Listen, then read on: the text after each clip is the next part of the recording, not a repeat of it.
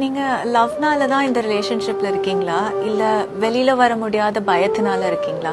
இது one of the hardest feelings. Because அவங்க டாக்ஸிக்கா இருக்க மாட்டாங்க, ஃபைட்ஸ் எதுவும் பெருசா இருக்காது, ஈவன் லவ்வும் இருக்கும். ஆனா உங்களுக்கு ஒரு கான்ஸ்டன்ட் டவுட் இருந்துகிட்டே இருக்கும், இந்த ரிலேஷன்ஷிப்ல நான் ஹாப்பியா இருக்கேனா இல்ல ஸ்டக்கா இருக்கேனான்னு. இது இன்டெசிசிவ்னஸும் இல்ல, செல்ஃபிஷ்னஸும் இல்ல. இது உங்க ஹார்ட் அண்ட் மைண்ட் ரெண்டு டைரக்ஷன்ல புல் பண்றது. ஒரு பக்கம் லவ் ஃபீலிங்ஸ் இருக்கும், மெமரிஸ் இருக்கும், இன்னொரு பக்கம் இது எனக்கு சரியில்லைன்னு தோணும். இதுக்கு பேரு தான் ரிலேஷனல் ஆம்பிவலன்ஸ். ஒரு சைடு உங்களோட ஹார்ட் லவ்ல இருக்கும், இன்னொரு சைடு உங்களுக்கு தேவையான பீஸ் இருக்காது. நீங்க இப்படியே இருந்தீங்கன்னா waiting doesn't fix it, it just delays the pain.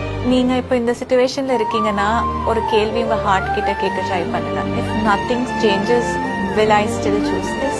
சில பெயின் உங்களை ஸ்ட்ராங்கான ஒரு பர்சனா மாற்றும், ஆனா சில பெயின் உங்களோட பீஸை கம்ப்ளீட்டா எடுத்துரும். உண்மையான லவ்ல பெயின் இருக்கும், ஆனா என்னைக்கும் கன்ஃபியூஷன் இருக்காது.